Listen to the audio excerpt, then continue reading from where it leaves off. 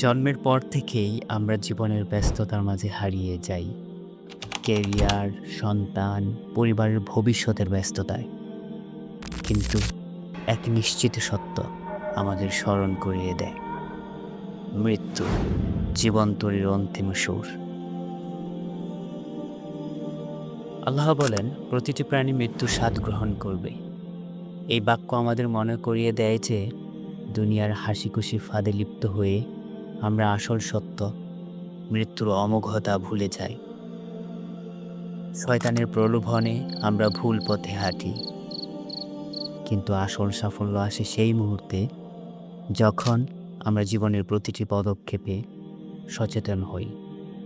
মৃত্যু শুধু এক অবসান নয়, এটি আমাদের মনে করিয়ে দেয় আমাদের প্রতিটি কর্মের মূল্য পরিণত হবে কিয়ামতের দিন। চলুন আমরা নিজেরাই প্রতিজ্ঞা করি, এই অমোঘ বাস্তবতাকে মেনে নিয়ে আল্লাহর ইবাদতে নিবিষ্ট হই। আমাদের প্রতিটি পদক্ষেপ যেন শয়তানের প্রলোভন থেকে মুক্ত, এবং আমাদের কর্ম যেন আখিরাতের সাফল্যের চিহ্ন হয়ে ফুটে ওঠে।